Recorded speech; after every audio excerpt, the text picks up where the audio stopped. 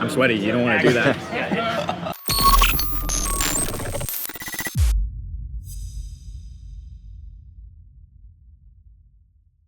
I'm here with Sam Schmitt. Sam Schmitt is monitors for... Sleep Token. Oh my gosh. Say it again. Sleep Token.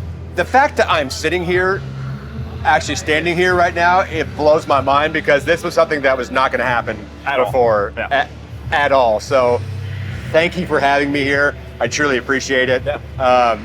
You have a very, very cool job. Thank you. Thank you. I'm biased. I think it's cool too. So I was going to ask which side of the snake you prefer, but I'm assuming it's this side. Have you done this side of the snake? No. Yes. Yeah. You've done front of house before? Front of house. Yeah. That's a passion project. Monitors is what I'm good at. What got you into monitors, man? Really, it was just availability. Like the front of house band I work with, Asking Alexandria, they were basically taking a few months off. So a buddy of mine needed a filling guy, and I did. And that's actually where I met the Sleep Token boys. What got you into running sound?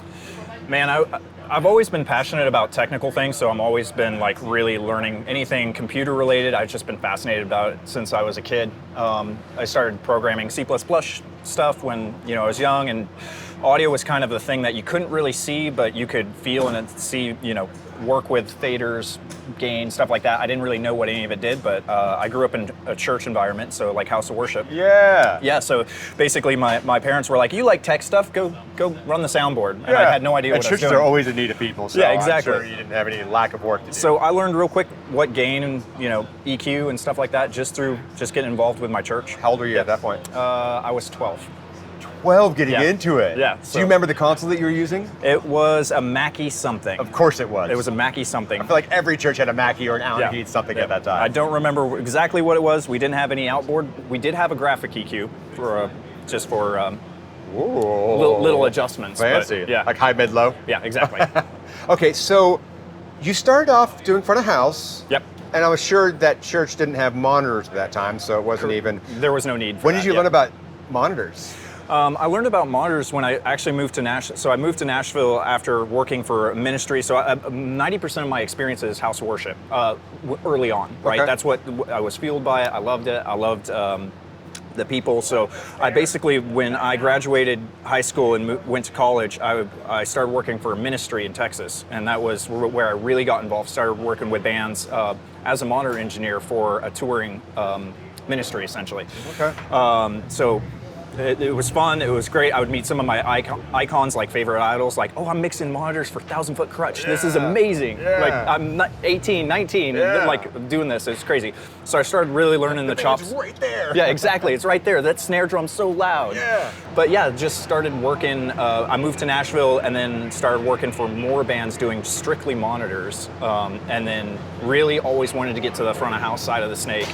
And did that. I started doing that, 22, 23, when I was 22, 23. I'm 33 now. Okay.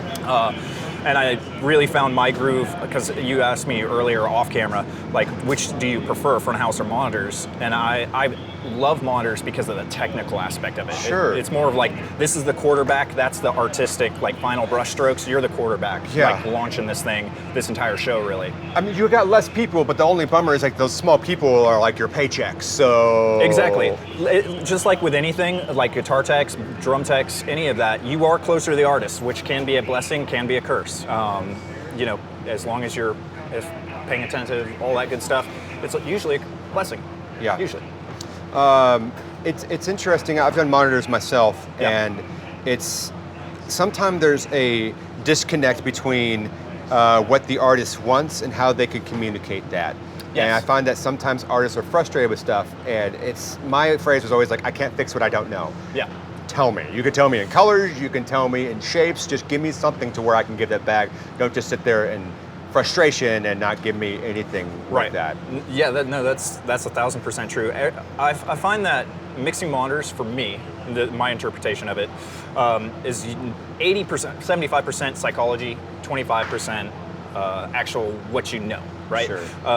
And somebody told me that really early on in my career, and I still think it's correct, because you can know how to communicate, but if that person's not communicating with you, you can't always just go up to them and say, yo, you're not talking to me, what do you actually need? Because they might not even know how to tell you that. So you're kind of reading their mind and like trying to figure out, what in their position, what are they hearing, what are they not hearing, what's missing, what's too much. Yeah. And then what I have found that works for me anyway, is talking to them usually after a sound check of like, hey, I was listening to your mix, I noticed this. If you're clearly like looking uncomfortable, is maybe too much click, or everything's just too much in your mix and everything's just blending together too, poorly. And just have you start the conversation in a non-threatening way. 90% of the time will allow them to have a conversation, like relax and be like, oh, thank God he noticed too, and that has been So you're a little more proactive than reactive with that. You're not just waiting for them to tell you up or down. No, you're actually you have to be proactive, in my opinion. Like, because if you're not proactive, especially if you're just buried like doing this and like tweaking things, and they're trying to get your attention, I usually proactively, like, if I notice, and we have talkbacks on this for this specific band, we have talkbacks all around the stage, so all the crew can talk to each other, all the band can talk to the crew, and I can just punch in at any time and just say, like, hey, you feeling happy with snare? Do we need to fatten it up a little bit? Like, and two will tell me, like, yeah, let's give it a little more ugga-dugga or whatever. Yeah. So. It's interesting because I think that monitors is so much more communication driven, and you actually have good communication in front of house, whereas you've got thousands of people for it, but this you really have to understand verbal ways of communicating and also non-verbal ways of communicating. Exactly. And for the new people that are here, I mean, there's obviously, if you watch concerts, you'll see the up down or this up down or this up down with it, or there's some other ones that sometimes do you guys have any ones that are a little bit different, or is it just that simple, or do you guys just mainly use talkback? I would say this band specifically uses strictly talkbacks. Now, if there's a big problem, like let's say a quad cortex is, wigging out, they switch to the backup, but the backup hasn't been leveled like the main has. That happened the other night. Like, all I have to do is like see them, and they'll point at their guitar and go down, but that's a last resort, especially for this band. This kind of takes away from the mystery, I guess you could say, of it. Yeah. But for the most part, it's everything's done via talkbacks, side stage. They'll jump on their text talkbacks and say, everything's great, can I get this or this little adjustment, tweak, whatever they need. And likewise, like, I'll pop into their ears if there was a moment that I knew something was off for them. I'll pop in their ears and I'll just say, like, thumbs up if you're good, and you'll just see a little thumbs up, and they won't even look my way. They don't need to, because they're engaged in the crowd, and that's their job. But stuff like that. I remember one time I was running monitors for a pretty big artist, and it was a one-off for it, and I heard rumors that artist was really tough to deal with, and it was very difficult, but I found that it wasn't that the person was tough, they just knew what they wanted. Being specific and precise, Correct. Which, if you're not prepared for that, which is easy to miss that step. If you're not prepared, it's easy to like feel like they're being difficult, but they're just trying to get you to the point where they feel comfortable. Correct. And sometimes I found that it was actually easier as long as they could communicate that. Like, cool, we'll get there. Yeah. We just got to find that spot it's for it. It's going to be a little bit of a journey, but we'll get there. Yeah. So, how much of it now is a set and forget from pre-pro, and you're just kind of monitoring, or are you actually writing this, and are you doing different snapshots for everything? Is it changing per song, or is it pretty same the whole time? So I'm a little more old school when it comes to modern mixing. Front of house, completely different story, but for modern mixing, I do not recall anything with snapshots. Now, that can be a blessing and a curse if you're dealing with other problems, and that there's an adjustment that needs, like a side snare, like he's hitting the rim, so maybe the drummer needs that up a bit for a certain song, and there's problems happening. That can be a problem if you're not recalling things in snapshots. But again, I'm more old school. I like to control everything that goes in their ears. I don't ever want to accidentally send something, even if there was a problem. Let's say there was a level problem with something. I just control everything. So I do run snapshots, but mainly for notes. So in my note page, you can see like box vocal down for guitars, SPD goes up for front of house, and mute for strike. And I just keep all my notes there. Kill downstage mic, guitars down a touch and then like it's the note and then for who the position is. And that's kind of, and then apparently my last show, the bass quad was too hot. So I made a note of it right there. I was like, the bass is hot. So a couple questions for this band specifically.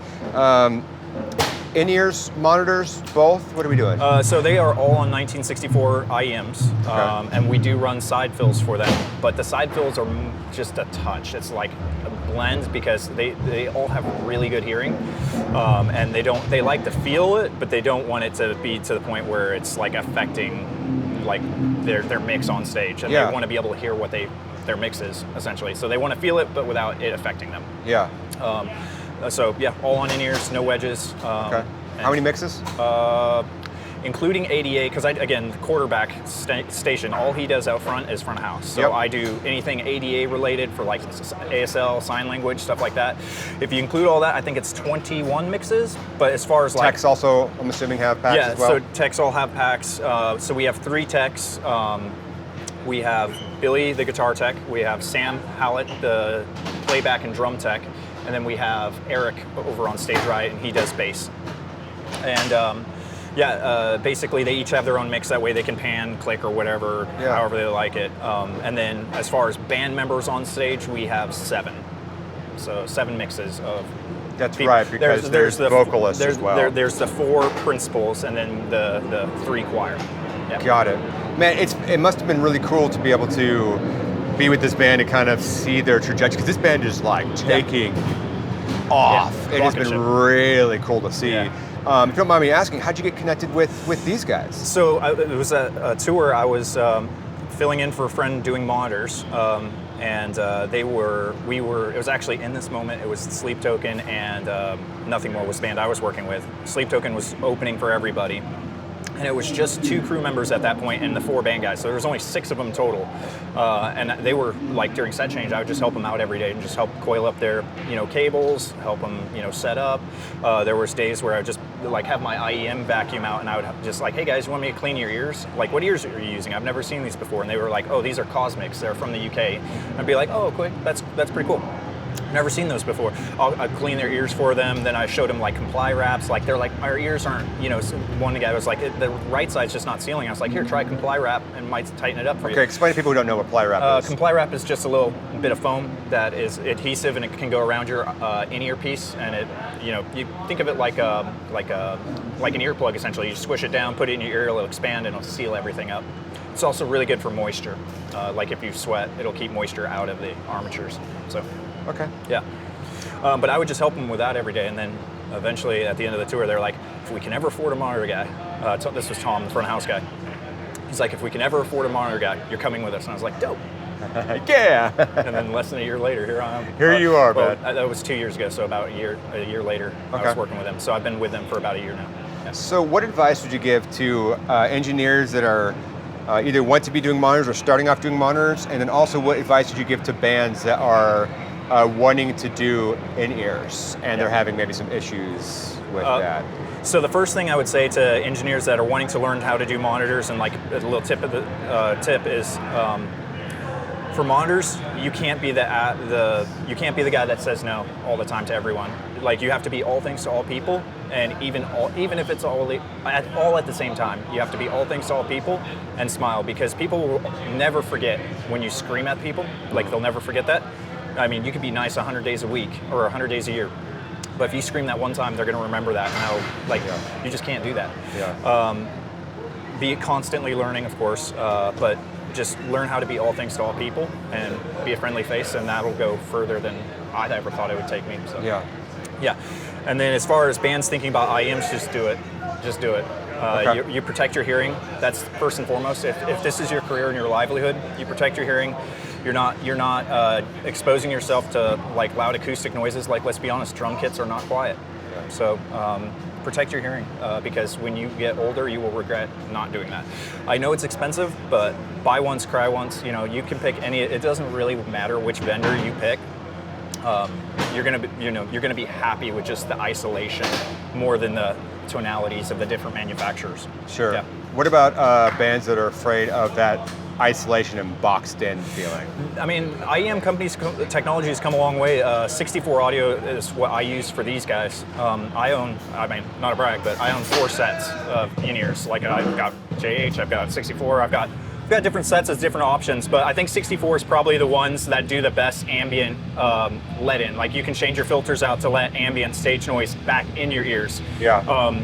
And that's a good one. If you're like, I want a little more isolation, I want to protect my hearing, but I still want to hear a little something from the stage, 64 has a great option for that. But I know JH has recently done some stuff. FIR has incorporated a lot of that technology. Like, it's come a long way from back in the days. I think that's that was a thing of the past, and it's not something you do with as much now. Okay. And audience mics, great solution to that as well. If your monitor engineer has 2 or 4 inputs, you can have 2 to 4 audience mics on the downstage and just blend that in. You can see it. I have it actually right here. I run it like as a VCA control for everyone. Okay. Yep. Well, it seems like we're about to get. It's about to get loud. It's about that time for it. Yeah. If people want to follow you and follow your career, where can they follow you? I'm not super active on social media. Okay. I'm just, catch me if you can. You see Okay. me if you see me. Well, come to a Sleep Token show near you, and you might see the guy on the side of the stage. Maybe poke him with a stick or something with that. Yeah. Bro, thank you so much for your time. I really pleasure. appreciate you. And yeah. Or